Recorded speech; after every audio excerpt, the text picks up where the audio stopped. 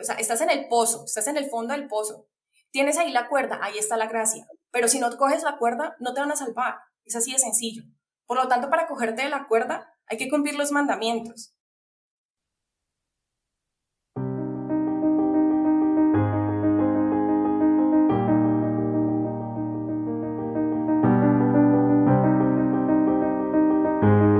Era temprano en la mañana y la gente ya empezaba a congregarse. Ese día había una expectativa mucho más grande, mucho más latente. Campesinos y pescadores esperaban ansiosamente ser recompensados con abundancia, con mansiones y la promesa de ver a Israel glorificado por fin, después de tantos años de humillación. Pero Cristo tenía algo muy distinto en mente. Con amor y con paciencia, sentado en ese monte y ante una multitud a la que el alcance de su voz no daba cabida, amonestó y explicó el verdadero sentido de su reino y de su carácter. Resaltó la verdadera esencia de seguirle, de hacerse llamar su pueblo. Hizo un llamado a la humildad y no a la grandeza mundanal que todos esperaban. Y entonces les mostró que su perspectiva no era la misma que la de ellos. Hoy en día no estamos muy lejos de esta realidad. En ciertos aspectos Cristo nos dice una cosa y nosotros esperamos escuchar otra. Y entonces, ¿cómo estamos interpretando la relación con Él? ¿Estamos basándonos en la misma perspectiva de Cristo o tenemos una propia? Amarlo como nosotros creemos que está bien, ¿es como Él espera que correspondamos a su amor? ¿Qué significa esto de amar a Cristo sobre cualquier pretexto? ¿Hay alguna pista que Él nos haya dejado para comprenderlo?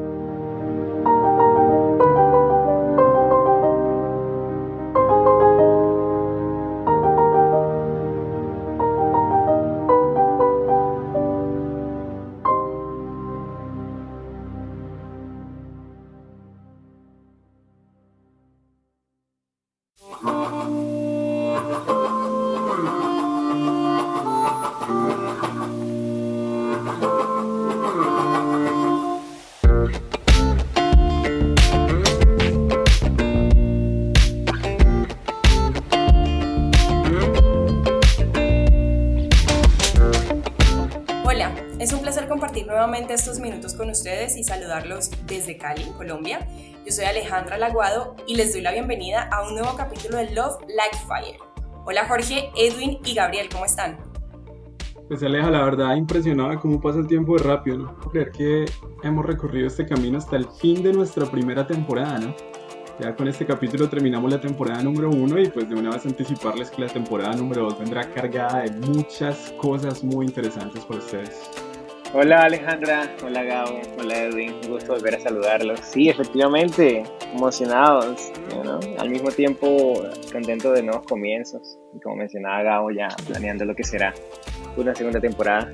Y bueno, desde Madrid, con mucho calor, sé que el mundo está viviendo toda una situación complicada, por acá hay rebrotes y todo eso, pero bueno, hasta aquí Dios nos ha traído y estamos contentos por eso. Hola a todos, yo también me uno a los saludos, los saludo a ustedes y saludo a todos los que nos escuchan y les agradezco desde ya por habernos acompañado durante esta primera temporada. Bueno, entonces vayamos al principio para poder entender un poco mejor esto.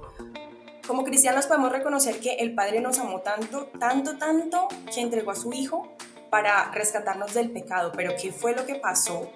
¿Por qué rescatarnos? ¿Por qué fue tan necesario ese sacrificio? Entendiendo pues sí, que somos cristianos y sabemos que Él nos creó a Adán y a Eva y que pasó algo en ese momento en el que ellos fueron creados. O bueno, después, cuando ya estaban viviendo en el huerto del Edén.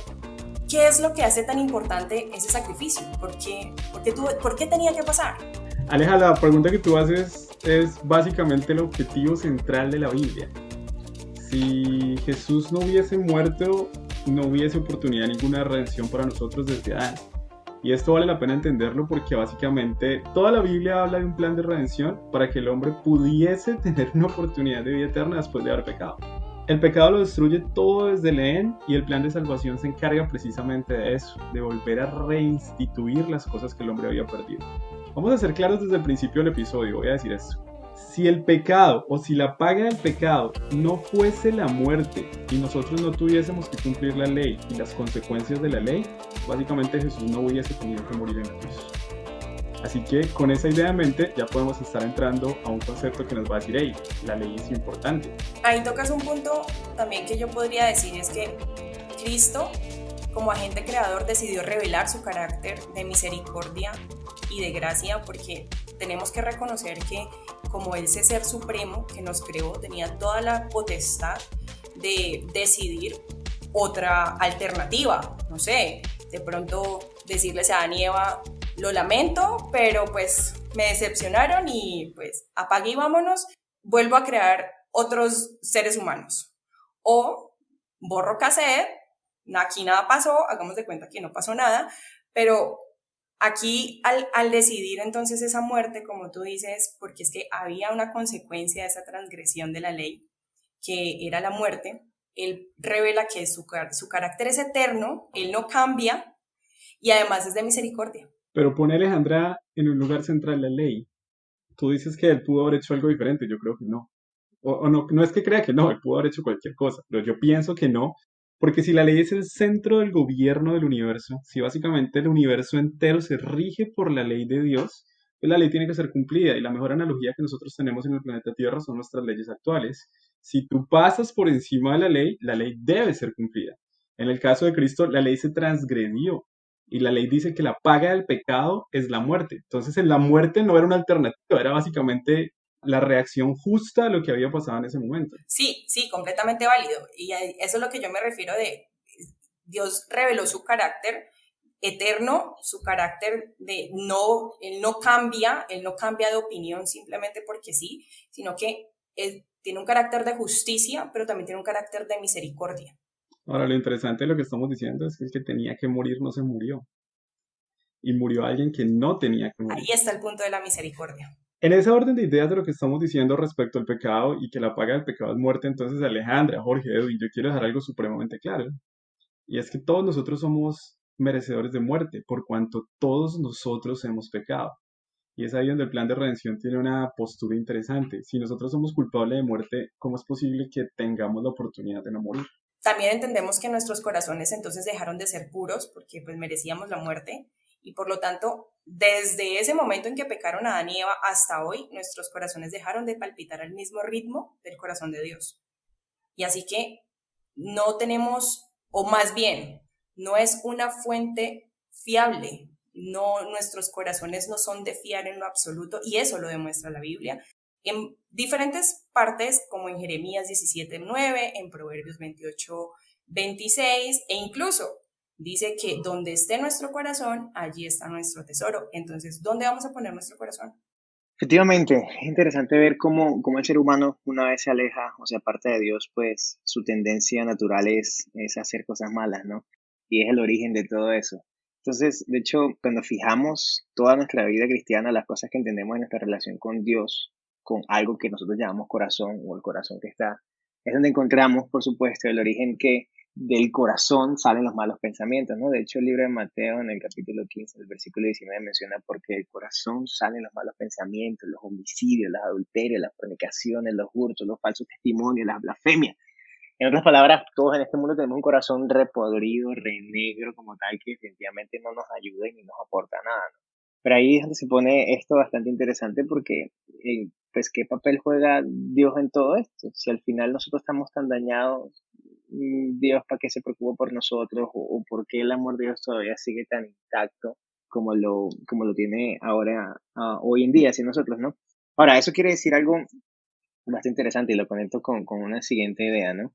Y es que de alguna manera nosotros intentamos dejar de un lado el egoísmo y toda esa tendencia al mal cuando decidimos amar al Señor porque precisamente queremos estar más puros y queremos amarles, queremos seguirles, etcétera, etcétera. Entonces, si en lo último que debemos confiar es en nuestro propio criterio, porque tenemos esa tendencia hacia el mal, la pregunta es, ¿cómo lo hacemos? ¿O cómo podemos amarlo si normalmente todo lo que hacemos está mal?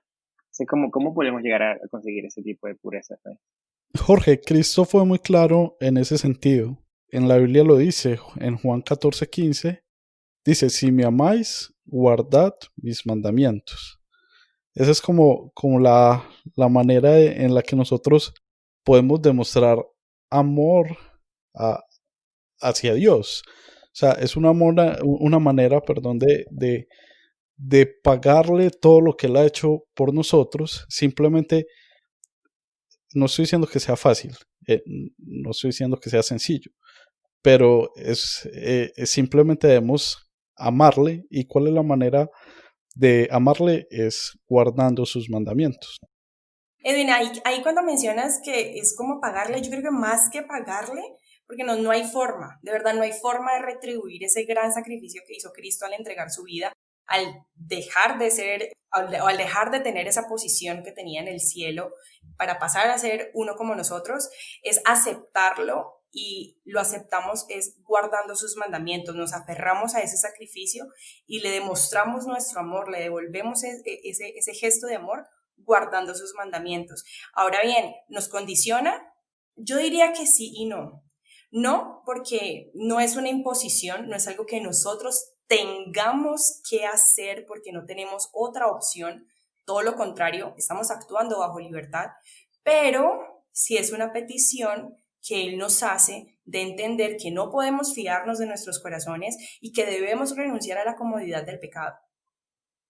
Entonces, ¿por qué eligió que demostremos nuestro amor a través de la ley? Ahora esa es la pregunta.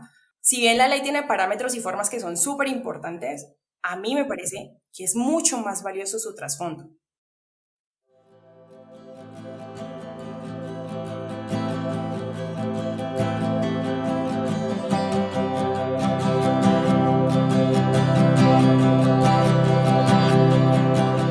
Una a una, Cristo nombró las bienaventuranzas para redimir y transformar las almas que le escuchaban. Ante una multitud estupefacta, explicó la profundidad de los puntos de la ley y la importancia de cuidar los pensamientos para no pecar. El mensaje de desviar la mirada de las ceremonias externas y de los rituales para fijarse en la verdadera transformación del carácter a través de la obediencia genuina llegó para conmocionar a un pueblo que interpretaba la ley a su gusto y a sus formas. Conociendo el corazón de cada uno y las dudas que generaron sus palabras, Cristo hizo una aclaración que perduraría hasta nuestros tiempos.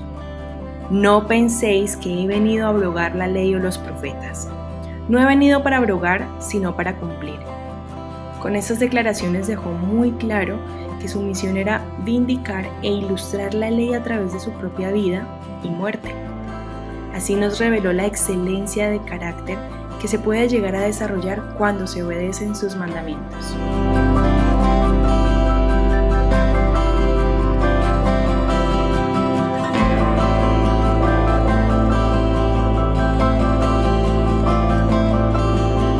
Queda súper claro entonces que Jesús no vino a abolir la ley, sino que vino a cumplirla.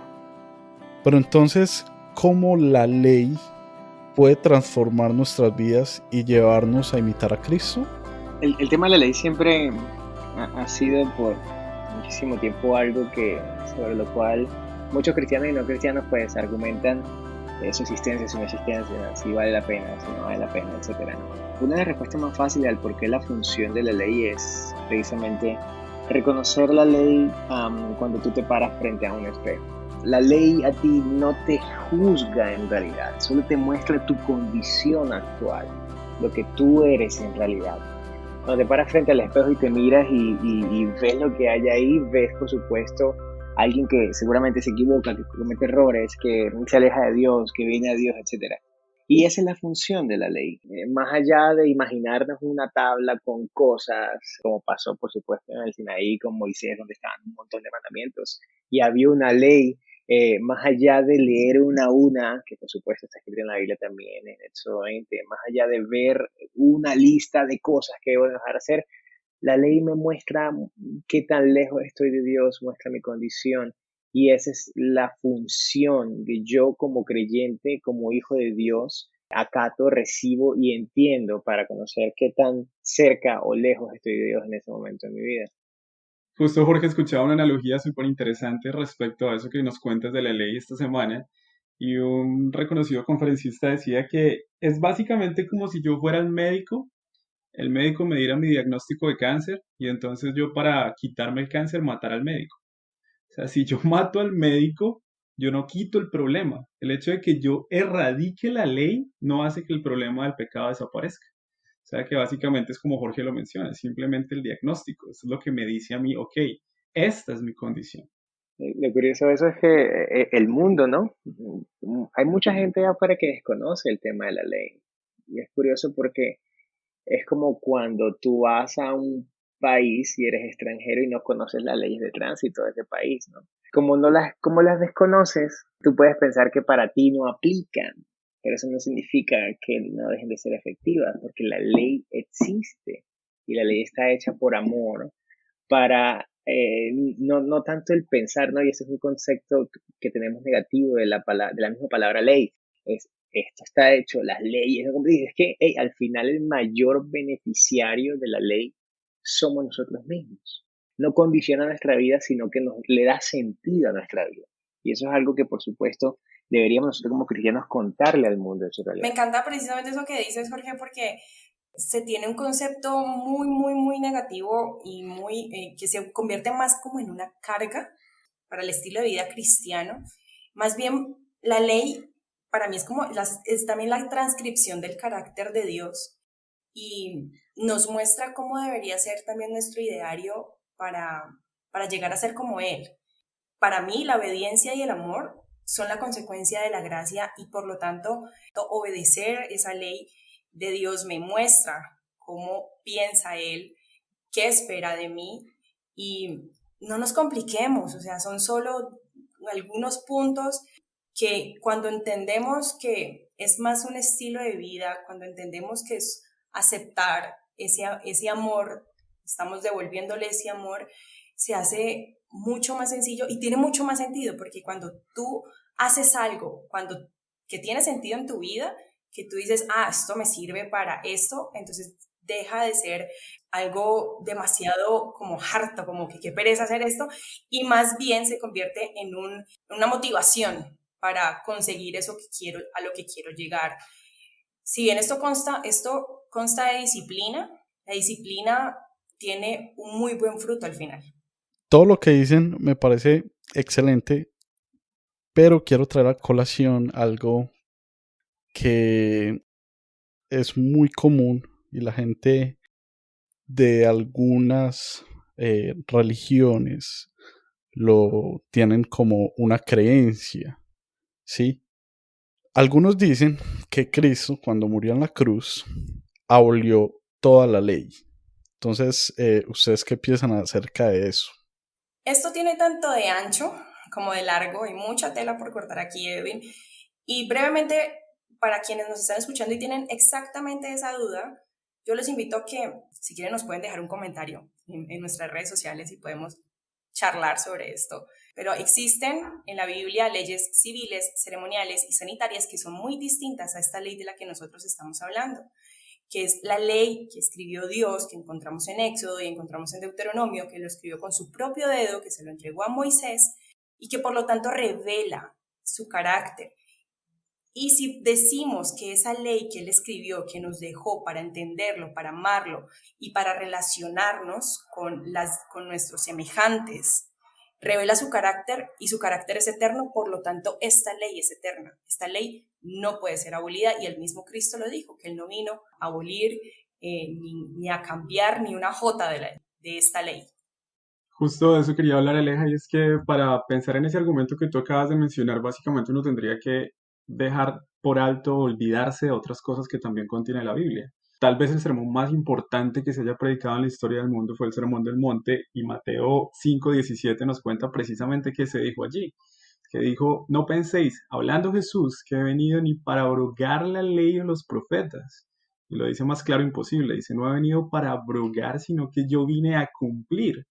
Porque de cierto os digo que hasta que pasen el cielo y la tierra, ni una jota, ni una tilde pasará de la ley, hasta que todo se haya cumplido. Entonces el argumento bíblico en favor de la ley es demasiado fuerte. Dios mismo, Jesús mismo, los discípulos, la gente que vivió después de Jesús, todo aquel que quiso seguir a Jesús y seguir su palabra, se dedicó a guardar la ley. Vale, chicos, yo creo que esto se está poniendo cada vez más interesante, ¿no? Y al final es fácil desde el punto de vista que, al menos los que estamos aquí en el podcast y tal vez muchos de nuestros oyentes son cristianos, ¿no? Pero si no escucha a alguien de afuera o alguien que también en algún momento ha tenido algún contacto con la Biblia o ha escuchado alguna iglesia y han hablado de la ley, seguramente salen preguntas de, hey, aquí entra ya también un tema moral y eso, ¿no? Ético, en el sentido de que, espérate, tú me estás diciendo a mí que yo soy un pecador, que soy un mal hijo, que no sigo los mandamientos de Dios, pero es que yo no he matado a nadie, yo no estoy haciendo nada malo, ¿no? Y ahí es donde nosotros los cristianos decimos, vale, está en lo cierto, pero hay un poco más, hay algo más allá de eso, ¿no? Y aquí, por supuesto, de hecho, es una realidad, no solamente los cristianos son buenas personas, y bueno, sí, partiendo de una afirmación genérica, pero allá afuera hay un montón de gente que tal vez nunca ha escuchado la ley de Dios y son excelentes personas, excelentes seres humanos. Entonces, aquí lo que se pasa a ser bastante importante, pues, es en el sentido de que el Señor mismo nos pide a nosotros obedecer y nos pide obedecer precisamente porque Él conoce lo que mejor merecemos en nuestra vida, ¿no?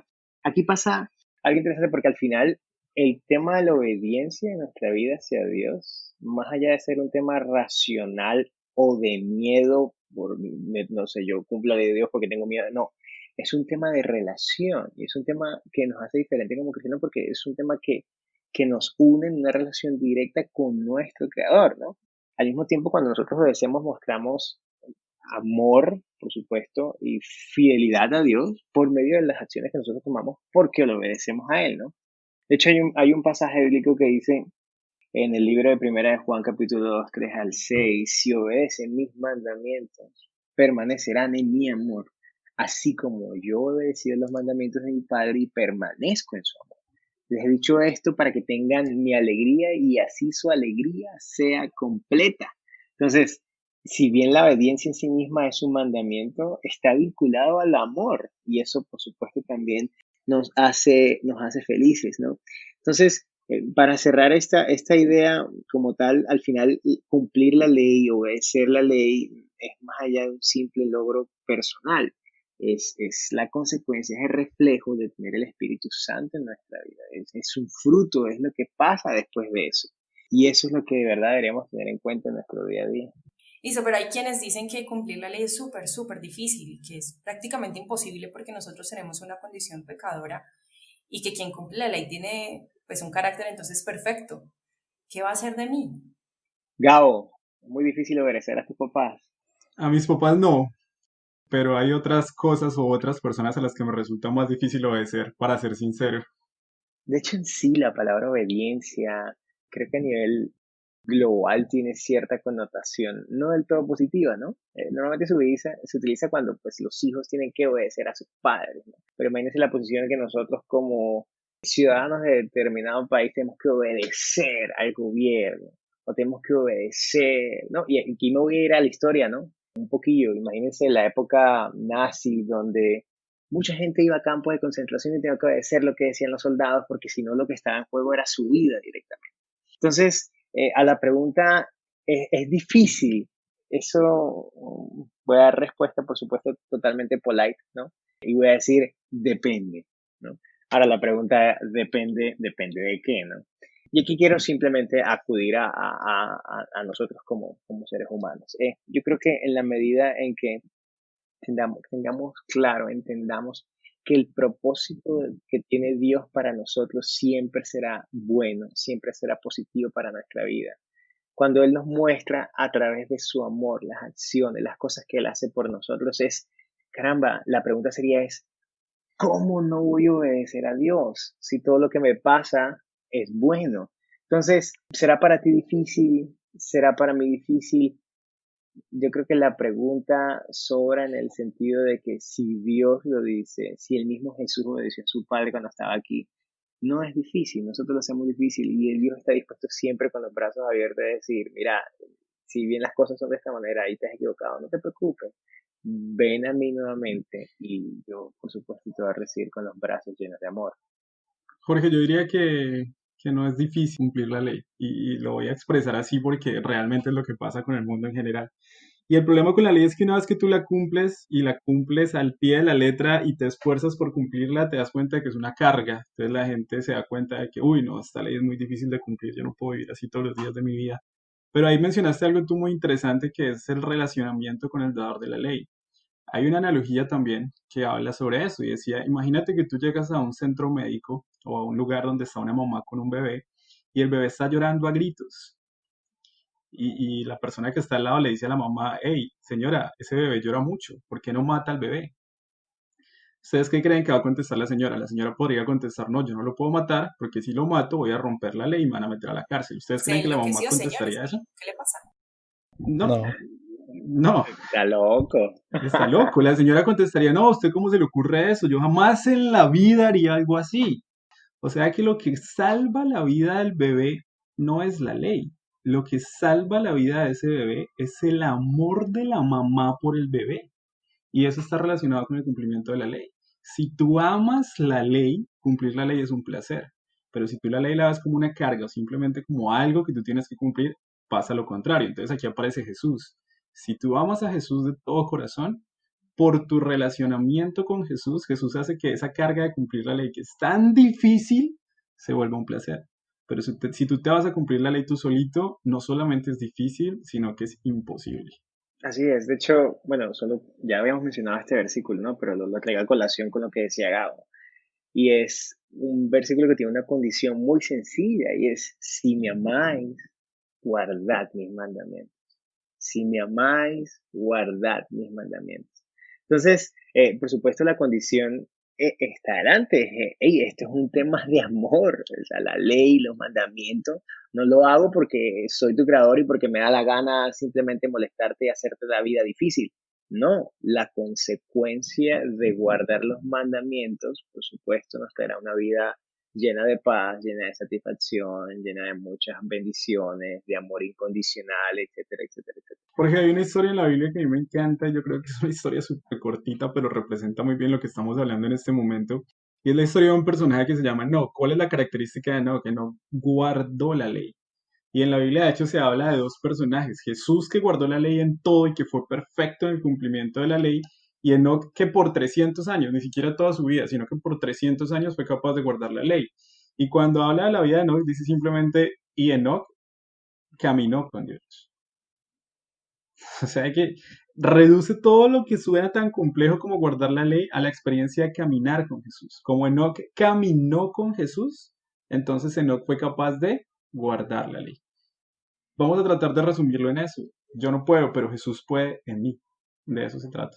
A mí me gustaría añadir, ya para ir concluyendo, que no sé si ustedes se han imaginado cómo fue ese momento en la cruz, porque pues uno dice, no, de verdad que tuvo que haber sido muy difícil, sí, Jesús sufrió, murió, resucitó y amén, somos salvos por eso, pero de verdad no sé si han puesto a pensar qué significó para Jesús cargar con absolutamente todos los pecados del mundo sobre sus hombros, sobre él, y lo que eso significó, porque está muy claro que cuando se carga con todos esos pecados, cuando tú eres un pecador, pues estás lejos de la presencia de Dios. Y Cristo mismo sintió esa ausencia del Padre ahí en ese momento. Pero ustedes no sé si se han preguntado dónde estaba el Padre en el momento en que Cristo murió, cargando todos esos pecados. Y precisamente estaba al lado de él, estaba allí. Entonces, por muy difícil que sea, o por mucho que caigamos, o por mucho que de manera voluntaria o involuntaria pequemos y transgredamos la ley, tenemos que entender que el Padre va a estar allí para recibirnos, porque Él no nos va a abandonar, nunca. Y por lo tanto, ¿qué será de mí? Pues siempre y cuando haya un arrepentimiento genuino, haya una necesidad genuina de buscarle todos los días, va a haber gracia. Ese va a ser tu futuro. Gracia, siempre y cuando estés dispuesto a obedecer.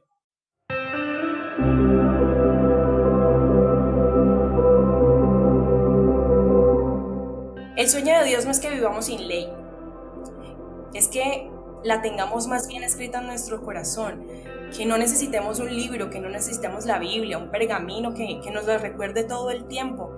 Ese sueño de que nosotros vivamos con la ley en nuestro corazón no ha cambiado, y Jeremías 31:33 nos lo dice. Dios sueña con que tengamos tan presente su presencia, tengamos tan presente su amor en nuestra vida, que sea natural responder a Él a través de la obediencia. Sí, me gusta mucho lo que mencionas, Alejandra, ¿no? Al final estaba pensando sobre lo que dice el libro de Eclesiastés, capítulo 12, versículo 13, ¿no?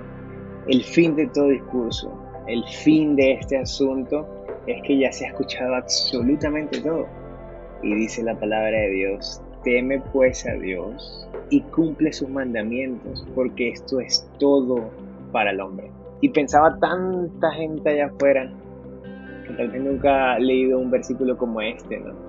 Y al mismo tiempo pensaba la gente que tal vez la ha escuchado, pero el miedo paraliza, el deseo de coger tu vida y vivirla como tú quieres, sin que nadie te prohíba nada, sin que nadie te diga nada, es totalmente una mala concepción de lo que significa tener a Dios como creador, ¿no? Y todo eso, por supuesto, desde un punto original, desde que yo entiendo que Dios es mi creador, que Él me dio la vida, que me dio todo.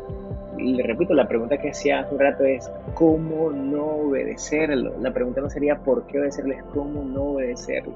Y más allá de obedecerlo sería es ¿cómo no amarlo? Si yo entiendo la magnitud del amor de Dios, si entiendo lo que mencionas ahorita, el sacrificio que hizo Cristo en la cruz, mi vida cambiaría totalmente, porque he perdido totalmente la noción de lo que significa que el creador de este mundo, mi creador, murió en una cruz por mí, por mis pecados, por mis errores, por esa condición mala que tenía que hablamos al principio, porque mis pensamientos son continuos al mal, porque yo me vuelvo malo cuando estoy solo y se me olvida mi creador. Entonces, cuando logramos entender que guardar los mandamientos de Dios es el todo para el hombre, nuestra vida definitivamente cambiará. Lo que somos hoy dejará de ser. De hecho, si nos hemos alejado de Dios porque hemos pecado en algún momento, todo eso cambiará. El libro de Isaías 1:6 dice: si mis pecados fueren como la grana, como la nieve serán emblanquecidos, si fueren rojos como el carmesí, vendrán a ser como blanca lana. Y esa es la promesa ayer, hoy y siempre. Y es lo que Dios tiene para nosotros. Jorge, yo ahí añadiría que obedecer la ley de Dios se trata de actuar bajo conciencia y no bajo un sistema de prohibiciones.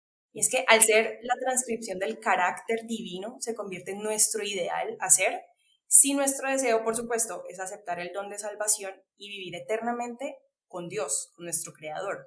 Porque de otra forma, ¿cómo podríamos vivir eternamente con alguien a quien no amamos? Y yo les tengo una invitación, así como recordamos las palabras de mamá y papá cuando no están con nosotros, y no nos cuesta de pronto actuar como ellos nos recomendarían hacerlo, pues Dios nos dejó todo un libro para que cuando sintamos que decaemos, recordemos sus palabras y no recordemos solamente leyéndolo, sino teniéndolo en nuestro corazón. Así que les quiero compartir uno de mis versículos favoritos que me ayudan a estar fuerte cuando siento que estoy débil, en cuanto a la obediencia, en cuanto a amarle, mejor dicho. Y me lo sé de memoria, no sé en qué versión, la verdad, pero me lo aprendí desde chiquita y siempre ha estado allí. Es Deuteronomio 30:20. Dice: ama al Señor tu Dios, atiende su voz y únete a Él, porque Él es tu vida y la prolongación de tus días, a fin de que habites en la tierra que Él juró dar a tus padres, Abraham, Isaac y Jacob. Ok. Aleja, para mí es sin duda alguna 2 de Timoteo 4:7. He peleado la buena batalla, he acabado la carrera y he guardado la fe. Bueno, en mi caso, admiro profundamente al apóstol Pablo. No sé, siento que su vida es, por supuesto, de gran inspiración para el mundo actual en el que vivimos. Y hay un versículo en el libro de 2 de Corintios 12:9, que es esos versículos que yo tengo de guerra, básicamente, ¿no? Y dice: y me ha dicho, bástate mi gracia, porque mi poder se perfecciona en la debilidad. Por tanto, de buena gana me gloriaré más bien en mis debilidades, para que repose sobre mí el poder de Cristo. Un verso que a mí definitivamente en todo momento me llena de inspiración y de fortaleza se encuentra en Jeremías 33:3, que dice: clama a mí y yo te responderé, te enseñaré cosas grandes y ocultas que tú no conoces. Muchas gracias, muchachos, y muchas gracias a todos que nos escuchan en este momento. Ha sido un placer estar en estos minutos compartiendo sobre el amor y la obediencia a nuestro Creador, porque recuerden, Hoy, más que nunca, Dios nos pide amarlo sobre cualquier pretexto.